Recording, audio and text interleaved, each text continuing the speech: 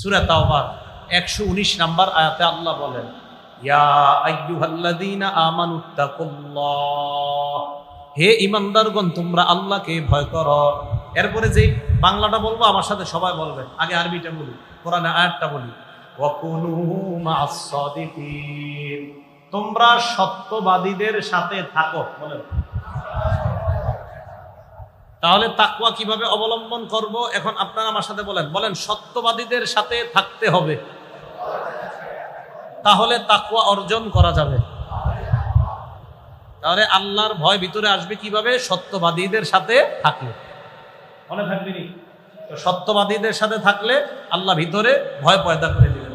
এখন আসেন, যেহেতু সত্যবাদীদের সাথে থাকলে আর কোনো লাভ আসেনি। বুখারী শরীফের 2101 নম্বর হাদিস, ক্বালা রাসূলুল্লাহ সাল্লাল্লাহু আলাইহি ওয়াসাল্লাম, নবীজি বলেন, মাসালুল জালিসিস সালিহি ওয়াল জালিসিস সু কামাসালি সাহিবিল মিসকি ওয়াকিরিল হাদ্দাদ। বাংলা বলবো, সবাই আমরা পড়াশোনা করি। ভালোর সাথে উঠা বসা করার দৃষ্টান্ত, বলেন, ভালো ব্যক্তির সাথে উঠা বসা করার দৃষ্টান্ত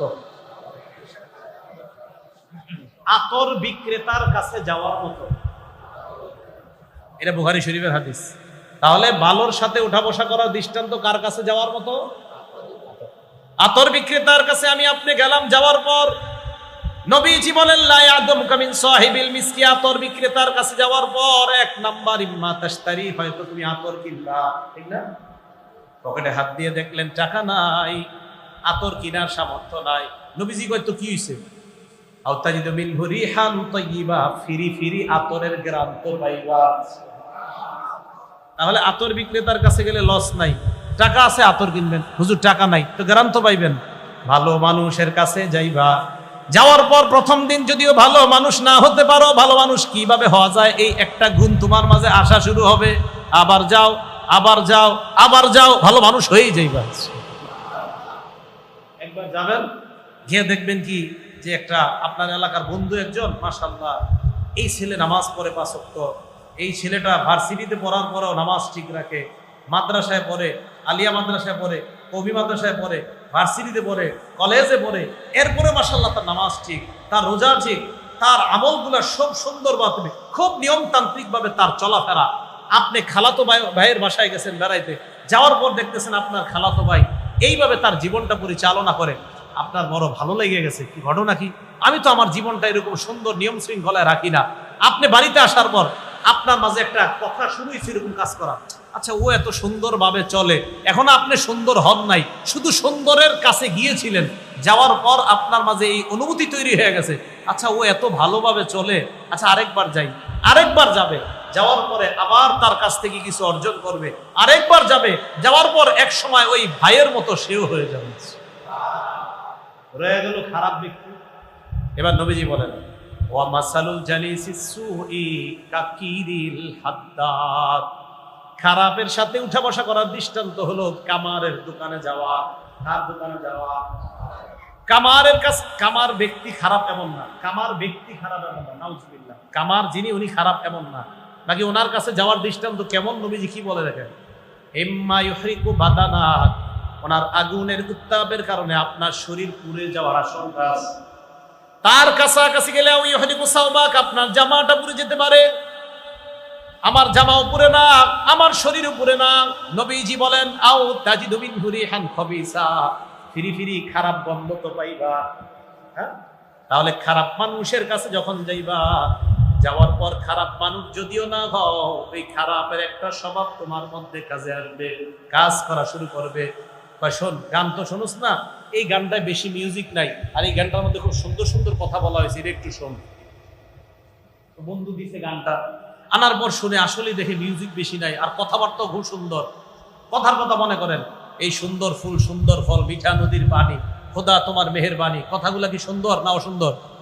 কিন্তু একটু মিউজিক লাগাই দিচ্ছে, একটু বাজনা লাগাই দিচ্ছে, বাদ্য। তো আনার পর শুনে তো এর গজলও ভালো লাগে, পাশাপাশি যে বাদ্যটা একটু বাদ্য, এটাও একটু ভালো লাগতেছে।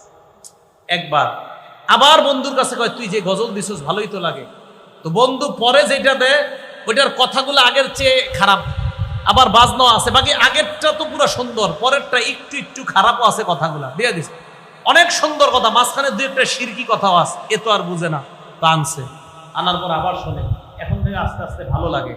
এবার তৃতীয়বার বন্ধুরে কয়, এবার 4-5টা গান আমার মোবাইলে দে।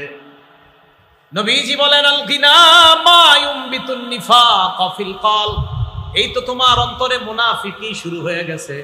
গান হলো এমন জিনিস, যেই জিনিস অন্তরে নিফাকি সৃষ্টি করে দেয়। গান অন্তরে কি সৃষ্টি করে? তাহলে আপনার ছেলেটা এই খারাপ সঙ্গের সাথে মিশার কারণে প্রথমে হালকা মিউজিকওয়ালা একটা গজল আনছে, এরপরে হালকা মিউজিকওয়ালা একটা গান আনছে, বাকি গানটা মোটামুটি ভালো, আবার দুই একটা খারাপ শব্দ আছে, এরপরে গানও খারাপ, মিউজিকও খারাপ, বাস আপনার ছেলে এখন গান ভালো লাগে। এটা হলো খারাপের সাথে উঠা বসা করার ফলাফল, আর ভালোর সাথে উঠা বসা করার ফলাফল। তাহলে বলেন, ভালো মানুষ হওয়া, মুত্তাকি হওয়ার উপায় সত্যবাদীদের সাথে থাকা, ভালো মানুষদের সাথে থাকা। আর খারাপ মানুষদের সাথে থাকলে তাদের একটা খারাপ গুণাবলী আমাদের মধ্যে এসে যাবে। এই জন্য আমরা যেন নিজেরা ভালো মানুষ হতে পারি, সন্তানগুলা যেন ভালো মানুষ হতে পারে, আমাদের সন্তানগুলা যেন আদর্শ শিক্ষায় শিক্ষিত হয়ে তারা সমাজের জন্য আদর্শ যুবক, আদর্শ হতে পারে। আল্লাহ তৌফিক দান করেন। তিরমিজি শরীফের 2416 নাম্বার হাদিস, ক্বালা রাসূলুল্লাহ সাল্লাল্লাহু আলাইহি ওয়াসাল্লাম, নবীজি বলেন, লা তাজুলু কদামা ইবনি আদম হাত্তা ইউসআলা আন খামসিন, আদম সন্তানের দুই পা কিয়ামতের ময়দানে 5টা প্রশ্ন করার আগে সামান্যতম নড়বে না। বলেন তো কিয়ামতের ময়দানে কয় প্রশ্ন করার আগে আমাদের পা এদিক সেদিক নড়বে না? 1 নাম্বার, আন উমরিহি ফিমা আফনা, 1 নাম্বার জীবন সম্পর্কে প্রশ্ন, জীবন কোথায় তুমি কাটিয়েছ। 2 নাম্বার, আন শাবাবিহি ফিমা আবলা, যৌবন সম্পর্কে প্রশ্ন করা হবে, যৌবন কোথায় তুমি কাটিয়েছ। 3 নাম্বার, আন মালিহি মিন আইনা ইকতাসাবা, সম্পদ তুমি কোথা থেকে কামাই করেছ। 4 নাম্বার, ফিমা আনফাকা, সম্পদ তুমি কোথায় ব্যয় করেছ। 3 নাম্বার, সম্পদ কোথায় থেকে বান্দা কামাই করেছে। 4 নাম্বার, বান্দা সম্পদ কোথায় ব্যয় করেছে। 5 নাম্বার, ওয়ান ইলমিহি, ইলম সম্পর্কে, বিদ্যা সম্পর্কে, মাদা আমিলা বিমা আলিমা, বান্দা যা জানছে ওই জানা অনুযায়ী কতটুকু আমল করেছে। তাহলে যতটুকু জানলাম ওই অনুযায়ী আমল করলাম কিনা, এই প্রশ্নের উত্তর কিয়ামতের ময়দানে দেওয়া লাগবে, দেওয়া ছাড়া পা সামনে নড়বে না। এখন খতিব সাহেব যে মসজিদে বৈশা বলে সুদ খাওয়া হারাম, সুদ খাওয়া হারাম, সুদ খাওয়া হারাম, মানে আপনি আগের তিনি নিয়ত করে আসছেন, হুজুর সুদ খাওয়া হারাম, বললেও খামু, না বললেও খামু। আপনি যদি এই নিয়তে এসে বসেন তাহলে তো হইল না। আল্লাহ না আপনারা জিজ্ঞাসা করবে, তুমি যে জানলা মসজিদে গিয়া সুদ খাওয়া হারাম, তো তুমি ছাড়ছো নি? তা আপনি বলবেন, আল্লাহ আমি তো ছাড়ি নাই। তো তুমি যা জানলা আমল তো করো নাই। তাহলে ধর্মীয় অনুষ্ঠানে আমরা বসলে 4 কাজ মাথায় তো রাখবই। এই 4 কাজের প্রথম কাজ নিয়ত করা, আর ধর্মীয় অনুষ্ঠানের নিয়ত আবার হবে 4 প্রকার। 1 নাম্বার, আমাদের রবকে খুশি করা। 2 নাম্বার, যা জানলাম ওই অনুযায়ী আমল করা। 3 নাম্বার, আমি এখান থেকে যা জানবো বাসায় গিয়ে আমার বিবি, আমার পরিবার, আমার আত্মীয় স্বজন, আমার এলাকায় প্রচার করা। বলেন, যা জানবো এটা মানে অন্যের কাছে প্রচার করা। বলেন, যা জানবো অন্যের কাছে প্রচার করার নিয়ত করা। কেন করবেন অন্যের কাছে প্রচার? বুখারী শরীফের 105 নাম্বার হাদিস, ক্বালা রাসূলুল্লাহ সাল্লাল্লাহু আলাইহি ওয়াসাল্লাম, আল্লাহ নবী বলেন, লিউবাল্লিগিশ শাহিদু মিনকুমুল গায়ব, সাহাবাদেরকে বললেন, তোমরা আমার কথা যারা শুনলা, এই জায়গায় উপস্থিত তোমরা যারা আছো, অনুপস্থিতদের কাছে আমার কথা তোমরা পৌঁছায় দিবা। তাহলে তো বলেন, ধর্মীয় অনুষ্ঠানে যারা আমরা উপস্থিত থাকবো, আমাদের কাজ হলো অনুপস্থিত যারা, তাদের কাছে কথাগুলা পৌঁছায় দেওয়া। হ্যাঁ, 3 নাম্বার, তাদের কাছে কথাগুলা পৌঁছায় দেওয়া। নবীজি বলেন, বাল্লিগু আন্নি ওয়ালাউ আয়া, আমার পক্ষ থেকে একটা আয়াত হলেও অন্যের কাছে পৌঁছায় দাও। তাহলে 3 নাম্বার নিয়ত করা, আমি এখান থেকে যা জানবো অন্যের কাছে পৌঁছায় দিব। 1 নাম্বার, আল্লাহকে খুশি করব। 2 নাম্বার, আমি যা জানবো এই জানা অনুযায়ী আমল করব। 3 নাম্বার, এই নিয়ত করা, এখান থেকে আমি যা জানবো অন্য ভাইদেরকে আমি কথাগুলা জানায় দিব। 4 নাম্বার, আল্লাহ যদি আমারে তৌফিক দেয় ফেসবুক যারা চালান, কলমের মাধ্যমে এই ভালো কথাগুলা ফেসবুকের মাধ্যমে অন্যের কাছে পৌঁছায় দেওয়া। এই যুগে ফেসবুক আর কি, ফেসবুক তো না, আপনি কলমের মাধ্যমে যেভাবে পারেন পৌঁছায় দেওয়া। এখন আপনাদের কলম হইলো আঙ্গুল, খাতা হইলো ফেসবুক, এই জন্য এটা বললাম। তো লিখনির মাধ্যমে এই কথাগুলা অন্যের কাছে পৌঁছানোর চেষ্টা করা। হুজুর লিখনি আবার কি দরকার? হ্যাঁ, দরকার আছে। তো আল্লাহ এই দুনিয়া বানানোর যখন বানাইছেন, সর্বপ্রথম যে সৃষ্টিটা করছে এটার নাম কলম। সর্বপ্রথম সৃষ্টির নাম কলম। সর্বপ্রথম সৃষ্টির নাম কি? কলম। আবু দাউদ শরীফের 4700 নম্বর হাদিস, 4700। ক্বালা রাসূলুল্লাহ সাল্লাল্লাহু আলাইহি ওয়াসাল্লাম, নবীজি বলেন, ইন্না আউওয়ালা মা খালাকাল্লাহুল খালকা আল কলম। সর্বপ্রথম যেই জিনিসটা আল্লাহ বানিয়েছেন এটার নাম হলো কলম। সবাই আমার সাথে একটু বলেন মোহাব্বতের সাথে, আল্লাহ সর্বপ্রথম যেই জিনিসটা বানিয়েছে এটার নাম কি? এখন আপনাদের কাছে প্রশ্ন করব, বুঝে শুনে, আলেমরা ছাড়া অন্যরা উত্তর দিবেন। আলেমরা পারবে, অন্যরা বলেন আল্লাহর কি কলমের কোনো দরকার আছে? আল্লাহ কি কলমের মুখাপেক্ষী? আল্লাহ আমার আপনার মুখাপেক্ষী? আল্লাহ কিছুর মুখাপেক্ষী না। তা আল্লাহ কেন কলম বানাইলেন? আমাদেরকে সিস্টেম শিখায়, পদ্ধতি শিখায়। কলম বানানোর পর কলমকে বললেন, এই কলম তুমি লেখো। কলম আল্লাহর সাথে কথা বললেন। কলম আল্লাহকে বলল, আল্লাহ মাযা আকতুবু ইয়া রব্বি, মাবুদ আমি কি লিখবো? আল্লাহ বললেন, উকতুব মাকাদির কুল্লি শাইইন হাত্তা তাকুমাস সাআ। কিয়ামত পর্যন্ত যা হবে, মানুষের ভাগ্যে যা আছে, কলম তুমি লিপিবদ্ধ করে দাও। সর্বপ্রথম কলম বানাইলেন, কলমকে বললেন সব লেখো। তাহলে লেখা একটা গুরুত্ব ইসলামের মধ্যে অনেক বেশি, যদিও বর্তমানে আমাদের মাঝে এটা নাই। তাহলে বলেন, ধর্মীয় অনুষ্ঠানে আমরা মাথায় রাখবো 4 কথা, আর 4 কথার প্রথম কথা নিয়ত করা। আর ধর্মীয় অনুষ্ঠানের নিয়ত, আর বিভিন্ন জায়গায় খতিব সাহেবের আলোচনা যখন শুনবো, ধর্মীয় যেই কোনো কথা যেই কোনো জায়গায় শুনবো, এই জায়গায় আবার নিয়ত করবো 4টা। 1, আল্লাহরে খুশি করা। 2 নাম্বার যা জানবো ওই অনুযায়ী আমল করার নিয়ত করা। 3 নাম্বার যা জানবো অন্যের কাছে মুখের মাধ্যমে পৌঁছায় দেওয়া। 4 নাম্বার যা জানবো লিখনির মাধ্যমে চেষ্টা করা অন্যের কাছে পৌঁছায়। মনে থাকবেন ইনশাআল্লাহ। হুজুররা যারা মাদ্রাসায় পড়াবে, ছাত্ররাও এই জায়গায় এই 4 কাজের নিয়তি পড়াশোনা করবে। আল্লাহ আমাদেরকে তৌফিক দান করেন। সর্বশেষ, আপনারা এই নিয়ত কি 4টা করে ফেলছেন? তাহলে বলা যায় আপনাদেরকে একটা কথা, কি? বুখারী শরীফের 71 নম্বর হাদিস। ক্বালা রাসূলুল্লাহ সাল্লাল্লাহু আলাইহি ওয়াসাল্লাম, আল্লাহ নবী বলেন, মাইয়ুরিদিল্লাহু বিহি খায়রা ইউফাক্কিহু ফিদ্দীন। আল্লাহ যার কল্যাণ চান, ওই ব্যক্তিকে আল্লাহ দ্বীনের সঠিক বুঝ দেওয়া একটা যোগ্যতা আল্লাহ তাকে তৈরি করে দেয়। ইউফাক্কিহু, তাকে আল্লাহ শিখিয়ে দেন ফিদ্দীন, ধর্মীয় বিদ্যা তাকে আল্লাহ শিখিয়ে দেন। সাধারণ জনগণ যারা, আপনাদের বর্তমানে ধর্মীয় বিদ্যা শিখার সবচাইতে সুন্দর মাধ্যমের নাম হলো জুমার নামাজের আগের বয়ানটা মনোযোগ দিয়ে শোনা। মনে রাখবেন, প্রত্যেক সপ্তাহে আমরা একটা ক্লাস করার জন্য মসজিদে যাব। মসজিদে যাওয়ার পর সেখানে ধর্মীয় বিদ্যা অর্জন করব। আর যদি আগে আগে আসতে পারেন, প্রথমে আমি বললাম আগে আসার আগ্রহটা এটা নবীদের আগ্রহ, আগে আসার আগ্রহটা এটা সাহাবাদের আগ্রহ, আগে আসার আগ্রহটা এটা তাবিঈর আগ্রহ।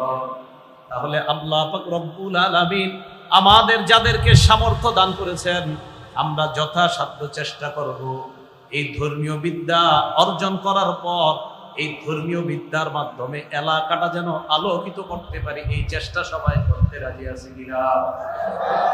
ধর্মীয় বিদ্যা ছাড়া, কোরআন সুন্নাহর বিদ্যা ছাড়া আলোকিত সমাজ গঠন করা সম্ভব না। বিশ্বাস করেন, সত্যি কথা। কোরআন সুন্নাহ এটাই আলো, এটার মাধ্যমে এলাকা আলোকিত করতে হবে।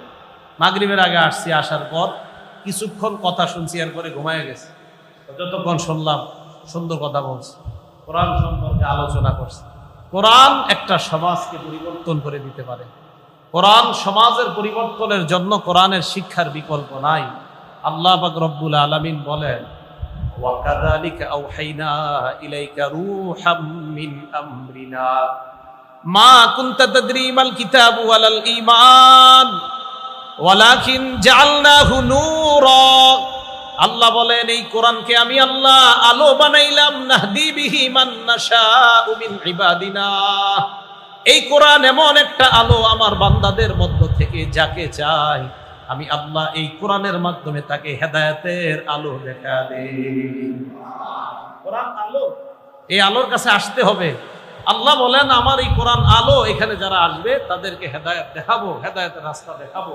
এখান থেকে আলো পাবেন, এখান থেকে আলো পাবেন। আল্লাহ কোরআন সুন্নাহ থেকে আমরা যেন আলো গ্রহণ করে আলোকিত সমাজ গঠন করতে পারি, আল্লাহ তৌফিক দান করেন। এখন আসেন, তা আমাদের এইগুলা অর্জন করলে আমাদের লাভ কি, আমাদের জীবনের মাকসাদ হবে কি? খুব ভালো করে মনে রাখবেন, আমি, আপনি, আমরা সবাই আল্লাহর কাছে একজন প্রিয় বান্দা হতে চাই, সম্মানিত বান্দা। এই আশা সবার আছে না? আছে।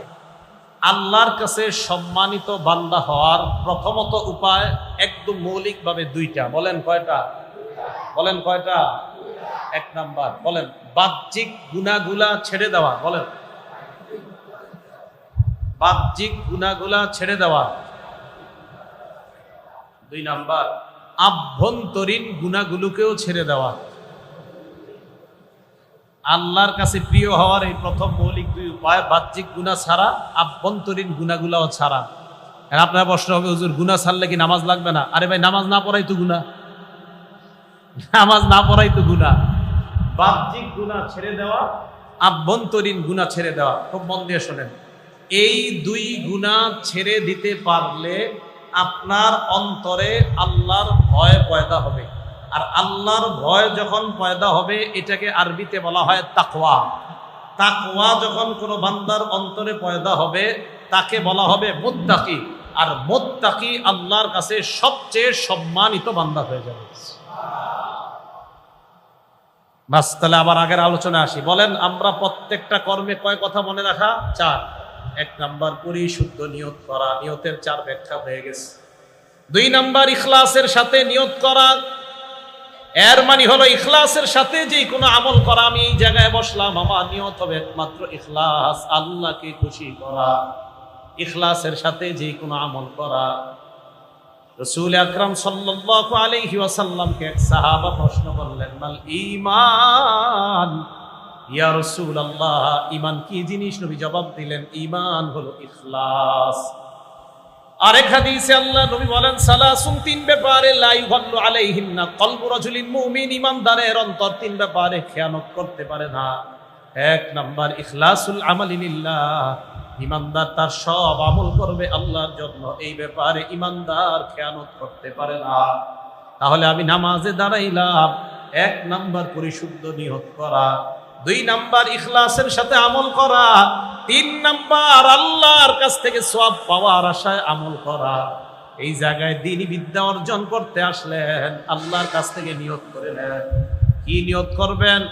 ইবনে মাজার 223 নাম্বার হাদিসের বর্ণনা, নবীজি বলেন, মান সালাকা তরিকাই ইয়ালতামিসু ফীহি ইলমা, কোন বান্দা যদি রাস্তা অবলম্বন করে, যেই রাস্তা দিয়ে হাঁটতে হাঁটতে বান্দা বিদ্যা অর্জন করার জন্য যায়, কোন বান্দা রাস্তা দিয়ে অতিক্রম করে বিদ্যা অর্জন করা হলো তার নিয়ত, সাহালাল্লাহু লাহু বিহি তরিকান ইলাল জান্নাহ, আল্লাহ পাক ওই বান্দাকে জান্নাতে যাওয়ার রাস্তা সহজ করে দেয়। এখন 3 নাম্বার, তাহলে এই জায়গায় আসছি এই নিয়তে, আল্লাহ এই জায়গায় গিয়ে কিছু শিখবো, আপনি আমারে জান্নাতে যাওয়ার রাস্তা সহজ করে দিবেন। এই 3 নাম্বার। 4 নাম্বার, মানুষকে দেখানোর জন্য আমল না করা। 4 নাম্বার, মানুষকে দেখানোর জন্য আমল না করা। তাহলে এই জায়গায় আসছি, আসার পর আমার মধ্যে এরকম কোনো নিয়ত নাই যে আমি মাহফিলে যাই প্রত্যেকদিন 7, 8, 10টা 12টা মাহফিলে সপ্তাহে আমি যাই, আর এলাকার মানুষ আমাদের বড় আল্লাহওয়ালা মনে করে যে এই লোকটা একটা মাহফিলও মিস করে না, ধর্মীয় অনুষ্ঠানগুলোতে যায়, মানুষ আমাদের বড় আল্লাহওয়ালা মনে করবে। এই জাতীয় নিয়ত না করা, এটাকে আরবিতে বলা হয় রিয়া, বাংলাকে বলা হয় লোক দেখানো। আমি অসংখ্য অগণিত দিনী প্রোগ্রামে যাব, নিয়ত হবে আল্লাহকে খুশি করা, মানুষকে দেখানো কোনো উদ্দেশ্য হবে না। সারা জীবন যে কোনো আমলে 4 কথা মনে রাখবেন: নিয়ত পরিশুদ্ধ করা, ইখলাসের সাথে আমল করা, আল্লাহর কাছ থেকে সওয়াব পাওয়ার আশায় আমল করা। 4 নাম্বার, মানুষকে দেখানোর জন্য আমল না করা। এবার দেখি আপনাদেরকে পরীক্ষা করি। 1 নাম্বার কি করা? নিয়ত করা। পরিশুদ্ধ নিয়ত ধর্মীয় মজলিসে কয় প্রকার? যাক, ওইটা আর বললাম না, তা আসেন আমরা এই জায়গায় আসছি কেন? আল্লাহর প্রিয় বান্দা হব। হুজুর আল্লাহর প্রিয় বান্দা হওয়ার কি 2 উপায় বললেন? বাহ্যিক গুনাহ সব ছেড়ে দিব, আভ্যন্তরীণ গুনাহও সব ছেড়ে দিব। আর আভ্যন্তরীণ বাহ্যিক গুনাহ ছেড়ে দেব তখন যদি আমার মধ্যে আল্লাহর ভয় পয়দা হয়। ভয় পয়দা হলে আমাকে বলা হবে মুত্তাকি। আর আমি মুত্তাকি হলে সূরা হুজুরাতের 13 নম্বর আয়াতে আল্লাহ ঘোষণা করেছেন, ইন্না আকরামাকুম ইনদাল্লাহি আত্তাকুম, তোমাদের মধ্যে সবচেয়ে সম্মানিত ওই ব্যক্তি যে আল্লাহকে তোমাদের মাঝে সবচেয়ে বেশি ভয় পায়, এই ব্যক্তি আল্লাহর কাছে সবচেয়ে সম্মানিত। তাহলে আমরা সবচেয়ে বেশি ভয় পাবো কাকে? আল্লাহকে। তাকওয়া কাকে বলে? খুব মন দিয়ে শুনেন। তাকওয়ার আবিধানিক অর্থ হিফজুশ শাই মিন কুল্লি মুসিবা, মানি অথবা হিফজুশ শাই মিন কুল্লি মা ইউজি, প্রত্যেক কষ্টদায়ক জিনিস থেকে কোনো কিছুকে বাঁচানো, এটা হলো আবিধানিক অর্থ তাকওয়া। কষ্টদায়ক কোনো জিনিস থেকে কোনো কিছুকে বাঁচানো, এটা হলো আবিধানিক অর্থ। আরেকটা অর্থ আল ভিকায়াহ, মানে বাঁচানো, রক্ষা করা। বুখারী শরীফে আছে, ক্বালা রাসূলুল্লাহ সাল্লাল্লাহু আলাইহি ওয়াসাল্লাম, আল্লাহ নবী বলেন, ইত্তাকুন নার ওয়ালাউ বিশিক্কি তামরা, জাহান্নামের আগুন থেকে তোমরা নিজেদেরকে বাঁচাও, খেজুরের জানা দিয়ে হলেও, খেজুরের টুকরা দিয়ে হলেও জাহান্নামের আগুন থেকে বাঁচাও। হাদিসের মাধ্যমে নবী বুঝাইতে চায়, খেজুরের টুকরা যদি কোনো মানুষ ইখলাসের সাথে দান করে, আশা করা যায় এই দান আল্লাহ পাক রব্বুল আলামিন তাকে জাহান্নাম থেকে বাঁচানোর উসিলা বানায়। তাহলে বাঁচানো, তাকওয়া এক অর্থ আবিধানিক বাঁচানো। শেখুল ইসলাম ইবনে তাইমিয়া রাহমাতুল্লাহি আলাইহি বলেন, তাকওয়া বলা হয় কাকে? সহজ কথা, আগে আরবি বলবো, পরে দুইটা বাংলা আপনাদেরকে শিখাবো, এটারই তাকওয়া বলা হয়। ফি'লু মা আমারাল্লাহু বি ওয়া তারকু মা নাহাল্লাহু আন। ইবনে তাইমিয়া বলেন, তাকওয়া বলা হয় দুই জিনিসের নাম। জোরে বলেন, তাকওয়া কয় জিনিস? আল্লাহ যা আদেশ করেছে তা মানা, আল্লাহ যা নিষেধ করেছে তা ছেড়ে দেওয়া। বলেন, তাকওয়া কয় জিনিসের নাম? আল্লাহ যা আদেশ করেছে তা, আল্লাহ যা নিষেধ করেছেন তা ছেড়ে দেওয়া, এটার নাম হলো তাকওয়া। তাহলে আমরা এটার নাম তাকওয়া জানলাম। এখন তাকওয়া মানে আল্লাহকে ভয় করা, তাকওয়া অবলম্বন করা। এটা এত জরুরি কেন? আমাদের নবীকে আল্লাহ তাকওয়ার হুকুম দেয়। সূরা আহজাবের 1 নম্বর আয়াত আল্লাহ বলেন, ইয়া আইয়ুহান নাবিয়্যুত্তাকিল্লাহ, হে নবী আপনি আল্লাহকে ভয় করেন। নবীকে বললেন আপনি আল্লাহকে ভয় করেন, তাকওয়া অবলম্বন করেন। সূরা নিসার 1 নম্বর আয়াতে আল্লাহ আমাকে, আপনাকে, আমাদের সকলকে বলে, ইয়া আইয়ুহান নাস ইত্তাকু রাব্বাকুমুল্লাযী খালাকাকুম মিন নাফসিন ওয়াহিদা, হে মানুষ তোমরা তোমাদের রবকে ভয় করো, যেই রব তোমাদেরকে বানিয়েছেন আদম থেকে, এই রবকে তোমরা ভয় করো। এখানেও বললেন তাকওয়া অবলম্বন করো। সূরা নিসার 131 নম্বর আয়াতে আল্লাহ বলেন, ওয়ালাকাদ ওয়াসাইনাল্লাযীনা উতুল কিতাবা মিন ক্বাবলিকুম ওয়া ইয়্যাকুম আনিত্তাকুল্লাহ, তোমাদের পূর্বে যাদেরকে কিতাব দেওয়া হয়েছে তাদেরকেও আমি আদেশ করলাম, তোমাদেরকেও আমি আদেশ করলাম তোমরা আমি আল্লাহকে ভয় করো। তাহলে আমাদের পূর্বে যাদেরকে আল্লাহ কিতাব দিয়েছেন তাদেরকেও বলছেন আল্লাহকে ভয় করো, আমাদেরকেও বলছেন আল্লাহকে ভয় করো, তাকওয়া অবলম্বন করো। সূরা হাশরের 18 নম্বর আয়াতে আল্লাহ বলেন, ইয়া আইয়ুহাল্লাযীনা আমানুত্তাকুল্লাহ, হে ঈমানদারগণ তোমরা আল্লাহকে ভয় করো, তোমরা তাকওয়া অবলম্বন করো। ওয়াল তানজুর নাফসুম মা কদ্দামাত লিগাদ, আগামী কালকের জন্য কি পাঠাইতেছো এই চিন্তা ভাবনা করো। আগামী কাল মানে কিয়ামতের ময়দান অথবা কবর। এই যে আমি আপনি মারা যাওয়ার সাথে সাথে কবরে যাব, এটাকে আল্লাহ বললেন আগামী কাল। কারণ আমি আপনি মরে যাওয়া মানে আমার আপনার কিয়ামত শুরু হয়ে যাওয়া, আমার আপনার মরণটাই কিয়ামত। কারণ আমার আপনার মরণ মানে কিয়ামতের দিকে আগিয়ে যাওয়া। আমার কবরের মধ্যে আমার জীবনের জন্য আমি ভালো সঞ্চয় করলে ভালো থাকবো, পরে খারাপ পাঠাই আমার অবস্থা হবে বড় ভয়ঙ্কর।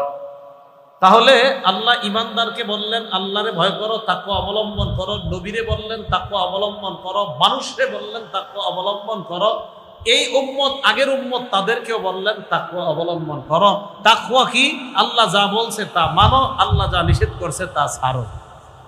এখন এটা হইলে কি হবে? ওই যে আবার আগের কথা, সূরা হুজুরাতের 13 নম্বর আয়াত, ইন্না আকরামাকুম ইনদাল্লাহি আতকাকুম, যদি আল্লাহর ভয় অর্জন করতে পারো তাহলে তুমি যেই হও আল্লাহর কাছে ওই বান্দা সবচাইতে সম্মানিত বান্দা হয়ে যায়। এবার হাদিস শুনেন, মুসনাদে আহমদ একটা কিতাবের নাম, এই কিতাবের 23,489 নাম্বার হাদিস। ক্বালা রাসূলুল্লাহ সাল্লাল্লাহু আলাইহি ওয়াসাল্লাম, আল্লাহ নবী বলেন, লা ফাদলা লিআরাবিয়্যিন, লা ফাদলা লিআরাবিয়্যিন আলা আজামি। নবীজি বলেন, কোন আরবের উপর অনারবের শ্রেষ্ঠত্ব নাই, কোন আরবের উপর অনারবের শ্রেষ্ঠত্ব নাই। ওয়ালা লিআজাবিয়্যিন আলা আরাবিয়্যিন, কোন অনারবির উপর আরবের শ্রেষ্ঠত্ব নাই। নবীজি বললেন, আরবির উপর অনারবির শ্রেষ্ঠত্ব নাই, অনারবির উপর আরবির শ্রেষ্ঠত্ব নাই। ওয়ালা আহমার আলি আসওয়াদা, কোন লাল মানুষ সুন্দর মানুষের কালা মানুষের উপর শ্রেষ্ঠত্ব নাই। ইল্লা বিত্তাকওয়া, নবী বলেন যার তাকওয়া আছে এই মানুষটা কালো হোক সুন্দর হোক, আরবের হোক অনারবের হোক বাংলাদেশের হোক, যদি তাকওয়া হয়, দেখতে যদি কালো হয়, এই মানুষটা আল্লাহর কাছে সম্মানিত হয়ে যায়। তাহলে কালো সাদা এটার ক্ষেত্রে আল্লাহর কাছে শ্রেষ্ঠত্ব না, শ্রেষ্ঠত্ব তাকওয়া। বলেন শ্রেষ্ঠত্বের নাম কি? তাকওয়া, মুত্তাকি হয়ে যাওয়া। আল্লাহ আমাদের সবাইকে মুত্তাকি হওয়ার তৌফিক দান করেন। মুসলিম শরীফের 1731 নাম্বার হাদিস, মোট হাদিস সংখ্যা 3033টা। আমাদের মাদ্রাসার পাঠ্যপুস্তক অনুযায়ী ক্বালা রাসূলুল্লাহ সাল্লাল্লাহু আলাইহি ওয়াসাল্লাম, আল্লাহ নবী তার আমির সাহাবা যারা তাদেরকে কোন যুদ্ধের ময়দানে পাঠানোর আগে আমিরকে ওসিয়ত করে বলতেন, কানান নবিয়্যু ইযা আমারা আমিরান লিজাইশিন আও আলা সারিয়াতিন অথবা আও আলা জাইশিন, নবী যখন কাউকে কোন দলের আমির বানিয়ে দিতেন, আমির বানানোর পর আমির সাহেবকে নবী ডাক দিয়ে বলতেন, আওসাহু বিখাসাতিহি বিতাকওয়াল্লাহ। আমির সাহেবকে ডাক দিয়ে বলতেন, আমির সাহেব আল্লাহরে ভয় করো, আল্লাহরে ভয় করো। ওয়াবামাহু মিনাল মুসলিমিনা খায়রা, তোমার সাথে যেই মুসলমানরা আছে তাদের কল্যাণের দিকে তুমি সজাগ থাকবা, তুমি আল্লাহকে ভয় করবা। নবী কোন যুদ্ধে কাউরে আমির বানায় পাঠাইছে, তারে বলতেন এই আল্লাহরে ভয় করো। দেখেন এটা কেন বলতেন? এখন একটা হাদিস বলবো, এই হাদিসটা তো ঘরে ঘরে লিখে রাখা দরকার। দরজা দিয়ে বের হইতে একবার তাকাইবেন, তাহলে দেখবেন বাহিরে গিয়ে আপনার অন্তর অনেকটা ভালো থাকবে। আবার ঘরে এসে দেখবেন। আবু যর গিফারি রাদিয়াল্লাহু তাআলা আনহু রাসূল বলেন, তিরমিজি শরীফের 1987 নাম্বার হাদিস, 1987। আবু যর গিফারি রাদিয়াল্লাহু তাআলা আনহুকে নবীজি বললেন, দেখেন কি কয়, আবু যর ইত্তাকিল্লাহা হাইসুমা কুনতা, আবু যর তুমি যেখানেই থাকো আল্লাহরে ভয় করো। বলছে না, পুরা বাংলাটা বলেন, তুমি যেখানেই থাকো। এবার সবাই পুরা বাংলাটা বলেন, তুমি যেখানেই থাকো। বলেন তো সবাই পুরা বাংলাটা, তুমি। এই কথাটা ডেইলি দেখে দেখে বেরোবে কি বলতেছে, কথাটা ভাবেন একটু। আবু যরের গিফারির মাধ্যমে আমাকে আপনাকে সব উম্মতের নবীজি কেমন যেন এইভাবে বলতেছে, উম্মত যেখানে থাকো আল্লাহকে ভয় করো। এ আমার উম্মত যেখানে থাকো আল্লাহকে ভয় করো, যেখানে থাকো আল্লাহকে ভয় করো। কেন? দেখেন আল্লাহ কোরআনে বলছে, ওয়াকুল্লিল মুমিনিনা ইয়াগুদ্দু মিন আবসারিহিম। আল্লাহ কোরআনের মধ্যে বলেন, আল্লাহ আপনি আল্লাহর নবীকে আল্লাহ বলেন, ও নবী আপনি ঈমানদার উম্মতকে বলেন তারা যেন নজরটা নিচের দিকে রাখে, হারাম জিনিসের দিকে যেন তারা না তাকায়। একজন নারী অবৈধ পোশাকে আপনার সামনে দিয়ে হেঁটে যায়, শয়তান কয় নারীটার দিকে তাকাও, আল্লাহ কয় নিচের দিকে তাকাও। এখন আপনি চিন্তায় পড়ে গেলেন, আমি কি করব? আমার নবী কেমন যেন আমারে আপনারে কয়, এ উম্মত ইত্তাকিল্লাহ হাইসুমা কুনতা, যেখানেই থাকো আল্লাহকে ভয় করো, আল্লাহকে ভয় করো, আল্লাহকে ভয় করো। আল্লাহ বলছে নিচের দিকে তাকাও, আল্লাহকে ভয় করো। ইত্তাকিল্লাহ হাইসুমা কুনতা, যেখানেই থাকো আল্লাহকে। বিয়ের অনুষ্ঠানে গেছেন, অসংখ্য মহিলা নারী পুরুষ সবাই আসছে, ইবলিস আপনাকে বারবার তাদের দিকে দৃষ্টি দিতে দিবে। নবীজি বলে, উম্মত তুমি কোথায় আছো? হুজুর আমি বিয়ের পার্টিতে আছি। ইত্তাকিল্লাহ হাইসুমা কুনতা, উম্মত আমি না তোমাকে বলে দিয়েছি যেখানে থাকো আল্লাহকে ভয় করো। তো বুঝাইতে চাইলাম তাকওয়া এটা কি? আল্লাহ যা আদেশ করেছেন তা মেনে নেওয়া, যা নিষেধ করেছেন তা ছেড়ে দেওয়া। এখন লাভ কি? তাকওয়ার সবচেয়ে বড় লাভ এতটুকু যদি আমি আপনি মনে রাখতে পারি তাহলেই তো হয়ে যায়। কি? সূরা বাকারার 194 নাম্বার আয়াতে আল্লাহ বলেন, ওয়াত্তাকুল্লাহ ওয়া'লামু আন্নাল্লাহা মা'আল মুত্তাকিন। তোমরা তাকওয়া অবলম্বন করো, আল্লাহকে ভয় করো। জেনে নাও আল্লাহ মুত্তাকিদের সাথে থাকেন। বলে মুত্তাকিদের সাথে আছে কে? আল্লাহ। মুত্তাকিদের সাথে আছে কে? আল্লাহ। এবার আমার দিকে একটু তাকান। ইবলিস কয় হারামের দিকে তাকা। আপনি মনে মনে চিন্তা করলেন, না আমার আল্লাহ বলছে নিচের দিকে তাকাইতে। আচ্ছা আমি নিচের দিকে তাকাইলে আমার কি ফায়দা? ও আচ্ছা, এটাকে তাকওয়া বলা হয়। আচ্ছা তাকওয়া হইলে কি হবে? আচ্ছা আমাকে মুত্তাকি বলা হবে। কাউরে বলা দরকার নেই, নিজে নিজেরে বলবেন তাকওয়া মানে। তাকওয়া মানে কি? তাকওয়া মানে আল্লাহ যা আদেশ করছে এটা মানা। আচ্ছা আল্লাহ কি আদেশ করছে? হ্যাঁ আল্লাহ আদেশ করছে তুমি তোমার দৃষ্টিটা নিচে রাখো, এই কথা আল্লাহ বলছে। আচ্ছা তাহলে আল্লাহর আদেশ মানার নাম তাকওয়া? হ্যাঁ এটার নাম তাকওয়া। তাহলে নিচের দিকে তাকায় থাকি। তো তাকায় থাকলে লাভ কি? লাভ হলো তুমি মুত্তাকি। আচ্ছা আমি মুত্তাকি হলে কি লাভ? লাভ বুঝো না, আল্লাহ মাআল মুত্তাকিন, আল্লাহ তোমার সাথে আছে। মুত্তাকির সাথে আল্লাহ আছে। আর কি লাভ চান? যে আমি আপনি যখন শয়তান গুনাহ করাইতে চায়, না না আল্লাহ নিষেধ করছে গুনাহ করব না, তো আমি আপনি যখন গুনাহ না করে তাকওয়া অর্জন করি, আল্লাহরে ভয় করি, হ্যাঁ আল্লাহ কোরআনে ঘোষণা করতেছে বান্দা ওয়ালামু, জেনে রাখো আন্নাল্লাহা মাআল মুত্তাকিন, আমি আল্লাহ মুত্তাকিদের সাথে। দুই নাম্বার, আচ্ছা বলেন তো আল্লাহ যদি আমাকে আপনাকে ভালোবাসে, এটা কি আমাদের জন্য কি সৌভাগ্য কম না অনেক বেশি? সূরা আলী ইমরানের ৭৬ নম্বর আয়াত আল্লাহ বলেন বালা মান আওফা বিআহদিহি ওয়াত্তাকা, যারা আল্লাহর সাথে কৃত অঙ্গীকার রক্ষা করে এবং আল্লাহকে ভয় করে, তাকওয়া অবলম্বন করে, ফাইন্নাল্লাহা ইউহিব্বুল মুত্তাকিন, নিশ্চয়ই আল্লাহ মুত্তাকিদেরকে ভালোবাসেন। বলেন মুত্তাকিদেরকে ভালোবাসেন কে? আল্লাহ। তাহলে আবার আগের পরীক্ষা, আল্লাহ বলছে নিচের দিকে তাকায় থাকার জন্য, গুনাহ না করে নিচের দিকে তাকায় রইলাম, লাভ কি? কয় লাভ হলো আল্লাহ আমার সাথে আছে। আর কি লাভ? কয় আল্লাহ আমাকে ভালোবাসে। ৩ নাম্বার তাকওয়া অর্জনের লাভ, সূরা আলী ইমরানের ১২০ নম্বর আয়াতে আল্লাহ বলেন বালা ইন তাসবিরু ওয়া তাত্তাকু, যদি তোমরা ধৈর্য ধারণ করো এবং তাকওয়া অবলম্বন করো, লা ইয়াদুরুকুম, তাহলে তোমাদের কোনো ক্ষতি করতে পারবে না। তাদের চক্রান্ত তোমাদের কোনো ক্ষতি করতে পারবে না। যারা তোমাদের বিরুদ্ধে চক্রান্ত করে, আল্লাহকে যদি ভয় করো, ওই তাকওয়া তোমাকে তাদের চক্রান্ত থেকে হেফাজত করবে। তাহলে তাকওয়া অবলম্বনের ৩ নম্বর উপকারিতা, লা ইয়াদুরুকুম কাইদুহুম শাইআ, তাদের চক্রান্তগুলো ক্ষতি করতে পারবে না। যারা মুত্তাকি হবে, তাদের বিরুদ্ধে যারা চক্রান্ত করবে তারাই শেষ হয়ে যাবে, মুত্তাকিরা শেষ হবে না ইনশাআল্লাহ। ৪ নাম্বার, তাকওয়া অবলম্বন করার আর কি লাভ? সূরা আরাফের ৯৬ নাম্বার আয়াতে আল্লাহ বলেন, আচ্ছা আল্লাহর রিজিক কারা চান? সবাই তো চাই। আল্লাহর রিজিক সবাই চাই না? আসমান জমিনের খাজানা সবাই চাই না? কি বলে আল্লাহ দেখেন, ওয়ালাউ আন্না আহলাল কুরা আমানু, গ্রামবাসীরা যদি ঈমান আনতো, ওয়াত্তাকাও এবং তাকওয়া অবলম্বন করত, লাফাতাহনা আলাইহিম বারাকাতিম মিনাস সামাই ওয়াল আরদ, তাহলে আমি আল্লাহ আসমান জমিনের খাজানার যত দরজা সব খুলে দিতাম। আসমান জমিনের খাজানা যদি চাই, তাহলে আল্লাহ তাকওয়া অর্জন করতে হবে। ৬ নাম্বার, তাকওয়া অর্জন করলে যাদের পেরেশানি আছে, তাদেরকে পেরেশানি থেকে উত্তরণের ব্যবস্থা আল্লাহ করে দিবেন। সূরা তালাক ২ নাম্বার আয়াতে আল্লাহ বলেন ওয়া মাইয়াত্তাকিল্লাহ, যেই ব্যক্তি আল্লাহকে ভয় করে, ইয়াজআল লাহু মাখরাজা, আল্লাহ তাকে পেরেশানি থেকে উত্তরণের রাস্তা বের করে দেয়। যদি আল্লাহরে ভয় করেন, পেরেশানি থেকে আল্লাহ হেফাজত করবে। আর আপনি আল্লাহরে ভয় করেন না, আপনি সুদ খান, ঘুষ খান, কেন? হুজুর আমার এই সমস্যা, আমার ওই সমস্যা, তাই সুদ খাইতে হয়, হারাম পথে চলতে হয়। আল্লাহ কয় হারাম পথে না চলার নাম তাকওয়া, আর তাকওয়া যদি অবলম্বন করো, তোমার পেরেশানি তো আমি সমাধান করব।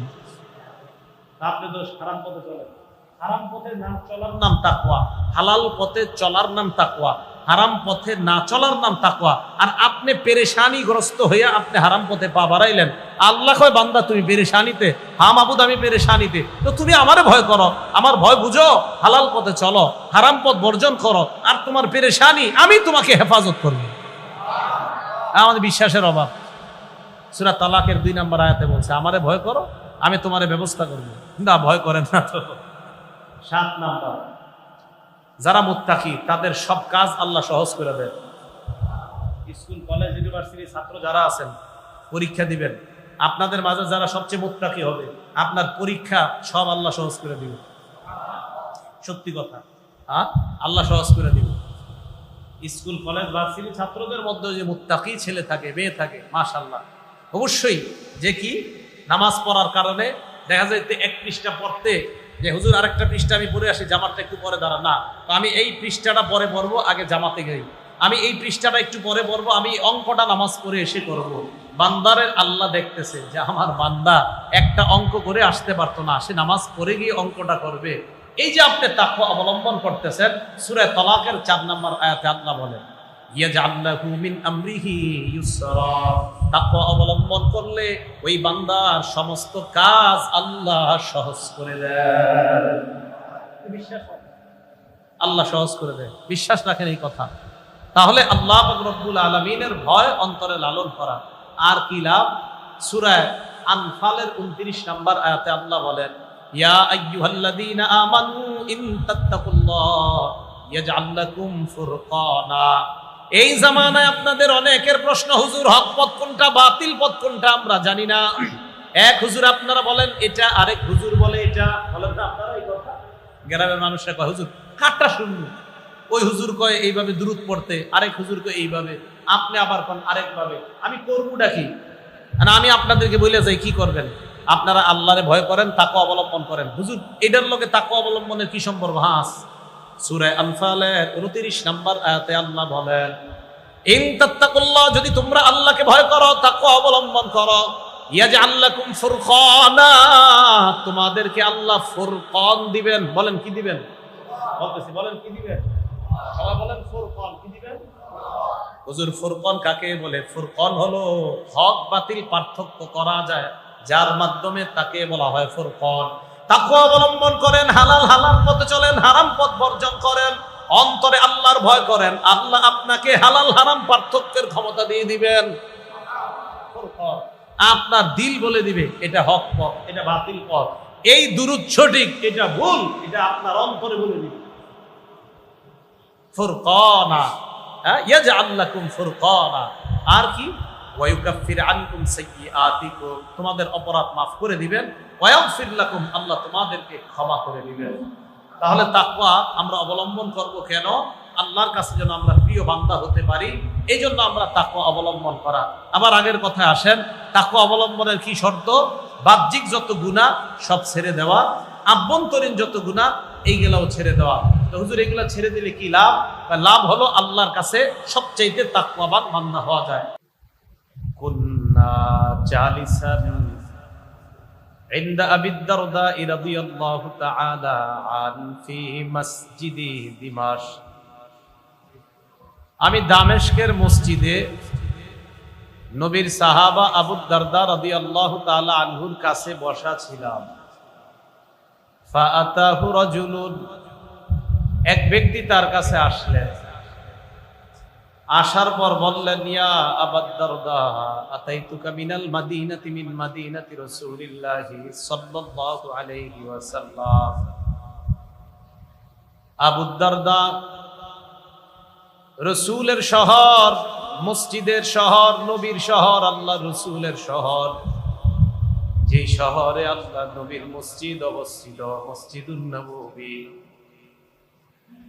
এই শহর থেকে আমি সফর করতে করতে আপনার কাছে দামেস্কে আসলাম। প্রায় 1267 মাইল রাস্তা অতিক্রম করে আমি আপনার কাছে আসলাম। লিহাদিসিন, একটা মাত্র হাদিস আপনার কাছ থেকে জানার জন্য দীর্ঘ পথ অতিক্রম করে আসলাম। কয়টা হাদিস? লিহাদিসিন বালাগানি তুহাদ্দিসুহু বিহি আন রাসূলিল্লাহি সাল্লাল্লাহু আলাইহি ওয়াসাল্লাম। একটা হাদিস নাকি আপনি বলেন আল্লাহ নবীর কাছ থেকে, এই হাদিসটা আমার জানা নাই। শুধুমাত্র একটা হাদিস জানার জন্য আমি আল্লাহ নবীর মদিনার ওই শহর, রাসূলের শহর মদিনাতুর রাসূল সাল্লাল্লাহু আলাইহি ওয়াসাল্লাম, আল্লাহ নবীর শহর মদিনা থেকে আমি আপনার কাছে আসলাম।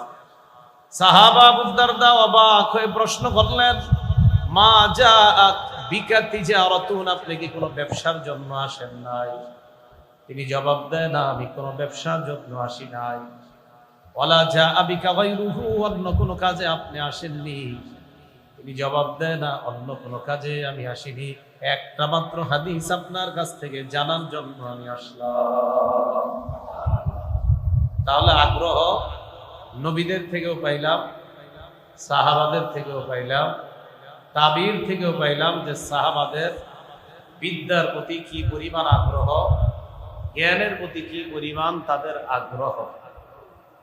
বুখারী শরীফের 119 নম্বর হাদিস, আবু হুরায়রা রাদিয়াল্লাহু তাআলা আনহুর বর্ণনা। রাসূল আকরাম সাল্লাল্লাহু আলাইহি সাল্লাম আবু হুরায়রা রাদিয়াল্লাহু তাআলা আনহুর সামনে আসলেন। আসার পর আবু হুরায়রা রাদিয়াল্লাহু তাআলা আনহু নবীজির কাছে অভিযোগ করলেন, ইয়া রাসূলুল্লাহ সাল্লাল্লাহু আলাইহি ওয়াসাল্লাম, সামি'তু মিনকা হাদিসান কাসীরা ফানসা, আমি আপনার কাছ থেকে অনেক হাদিস শুনি, তবে সব হাদিসগুলো আমি মুখস্থ রাখতে পারি না, বেশিরভাগ হাদিস আমি ভুলে যাই। আবু হুরায়রা রাদিয়াল্লাহু তাআলা আনহুর এই বক্তব্য শোনার পর আল্লাহ নবী বললেন, আবু হুরায়রা উবসুত রিদাআ, তুমি তোমার চাদরটা বিছায়া দাও। চাদর বিছায়া দেয়। আবু হুরায়রা বলেন, ফাগরাফা বিয়াদাইহি, আল্লাহ নবী হাতে দিয়ে কি জানে এইভাবে চাদরের মধ্যে ঢেলে দিলেন। হাতেও কিছু নাই, চাদরের মধ্যেও কিছু নাই। চাদরটা এইভাবে আমাকে বটতে বললেন, আমি চাদর বটলাম। এরপর বললেন, জুম্মু আবু হুরায়রা, এই চাদরটা নিজের শরীরের সাথে লাগাও। আবু হুরায়রা বলেন, ফাজামামতুহু, আমি চাদরটা আমার শরীরের সাথে লাগাইলাম। বুখারীর 2 লাইনের মাঝখানে ছোট্ট করে লেখা, ইলা সদরি, আমি আমার বুকের সাথে ওই চাদরটা লাগাইলাম। আমা নাসিতু শাইআন বাদা, এই চাদর আমার বুকের সাথে লাগানোর পর আর আমি জীবনেও কিছু করি না। আগ্রহ থাকতে হবে। তাহলে আপনারা যারা দূর থেকে আসছেন, এটা আপনাদের আগ্রহ, আল্লাহ সবাইকে জাযায়ে খায়ের দান করে। এই যে আপনারা বিভিন্ন মাহফিলে যান, এইটা না, শুধু যেই কোনো মাহফিলে যান, যেই কোনো আলোচনা, এমনকি জুমার নামাজও পড়তে যান বিভিন্ন মসজিদে, আপনি নিয়ত করে যাবেন, আজকে জুমার নামাজে যাব আমি কিছু শিখার জন্য। তাহলে আপনার এই নবীরার আগ্রহ, সাহাবাদের শিক্ষার প্রতি আগ্রহ, তাবেঈদের শিক্ষার প্রতি আগ্রহের যে একটা সুন্নত, ওই সুন্নত আদায়ের সওয়াব আল্লাহ দিয়ে দেন। এই নিয়তে মসজিদে যাব না, জুমার নামাজ গেলাম, হুজুরে বললে বলুক, না বললে নাই, বইসা রইলাম না। হুজুর কিছু কথা বলবে নামাজের আগে, আমি যাব, যাওয়ার পর কিছু শিখবো, এই নিয়ত করে প্রত্যেকটা দিনই মজলিসে যাওয়া। তাহলে আল্লাহ এই সুন্নত জিন্দা করার সওয়াব দিয়ে দিবেন। এই হলো এলেমের প্রতি, বিদ্যার প্রতি আগ্রহ। এই জায়গায় আপনারা যারা আছেন, ছাত্র সহ সবার এই নিয়ত। এখানে যারা আসছেন, 4টা নিয়ত করে ফেলবেন। কয়টা? তাহলে আজকে শুধু 4 নিয়ত না, এখানে যারা আসছি আমরা 4টা বিষয় সারা জীবন মনে রাখবো। এইখানেও, জুমার বয়ানেও, যেই কোনো দিনই মজলিসে আমরা 4টা বিষয় মাথায় রাখবো। 1 নাম্বার, নিয়ত পরিশুদ্ধ করা। বলেন, কি করা? নিয়ত পরিশুদ্ধ করা। হুজুরের বয়ান একটু সুন্দর হইলে বসবো, সুন্দর না হইলে চলে যাব, নাউজুবিল্লাহ, এই জাতীয় নিয়ত ভুলেও করবেন না। যিনি আলোচনা করবে, উনি যেই হোক, উনি কোরআনের কথা বলবে, উনি হাদিসের কথা বলবে, বাস আমি তার কথা শুনবো। ঠিক আছে না? সেটা আপনাদের এই এলাকার কেউ হোক আর ঢাকার কেউ হোক, উনি বাংলাদেশের কেউ হোক আর বিদেশের কেউ হোক, কোরআন হাদিস যেই বলবে আমি তার কথাই শুনবো, এই নিয়ত করা। 1 নাম্বার, পরিশুদ্ধ নিয়ত। বাকি ধর্মীয় অনুষ্ঠানগুলোতে যারা যান তারা করবেন 4 নিয়ত। বলেন, কয় নিয়ত? যে কোনো আমলে আমাদের মাথায় রাখতে হবে 4 কাজ। 1 নাম্বার, নিয়ত পরিশুদ্ধ করা। আবার বলেন, যে কোনো কাজে, আমলের ক্ষেত্রে কয়টা কাজ মনে রাখতে হবে? 4টা। এর মধ্যে 1 নাম্বার কি করা? তো ধর্মীয় অনুষ্ঠানের নিয়ত আবার 4 প্রকার। আমরা যারা ধর্মীয় অনুষ্ঠানে আসবো, এটাতে আবার আমরা 4টা নিয়ত করবো। কয়টা? 4টা। এক নাম্বার নিয়ত, আমি এখানে এসে যা শিখবো তা দ্বারা আল্লাহর সন্তুষ্টি অর্জন করতে চাই। বলেন, কার সন্তুষ্টি অর্জন করতে চাই? নাসাই শরীফের 3140 নাম্বার হাদিস। ক্বালা রাসূলুল্লাহ সাল্লাল্লাহু আলাইহি ওয়াসাল্লাম, ইন্নাল্লাহা লা ইয়াকবালু মিনাল আমাল ইল্লা মা কানা লাহু খালিসা। আল্লাহ পাক রব্বুল আলামিন এমন আমল কবুল করেন না যে আমল একমাত্র আল্লাহর জন্য না হয়। তাহলে আমরা এই জায়গায় বসলাম, এটা নিঃসন্দেহে একটা বড় আমল। ধর্মীয় আলোচনা শোনা একটা আমল, এই জন্য এক নাম্বার নিয়ত করা, আজকে আমি যেই ধর্মীয় আলোচনা শুনবো এর দ্বারা এক নাম্বার উদ্দেশ্য হলো আমার আল্লাহ যেন আমার প্রতি খুশি হয়ে যায়। বলেন, আমরা এখানে বসছি ধর্মীয় কথা শোনার জন্য। এই জায়গায় ধর্মীয় কথা শোনার ক্ষেত্রে চার কথা মাথায় রাখবো। এক নাম্বার পরিশুদ্ধ নিয়ত। আর ধর্মীয় অনুষ্ঠানের পরিশুদ্ধ নিয়ত আবার কয় প্রকার? চার প্রকার। মাশাআল্লাহ, কথাগুলো মনে থাকবে নি? ধর্মীয় অনুষ্ঠানের নিয়ত আবার চার প্রকার। এক, আল্লাহর খুশি, এটা আমরা চাই। দুই নাম্বার, আমি এইখান থেকে যা শিখবো এই অনুযায়ী আমল করব। বলেন, যা শিখবো এই অনুযায়ী আমল করব।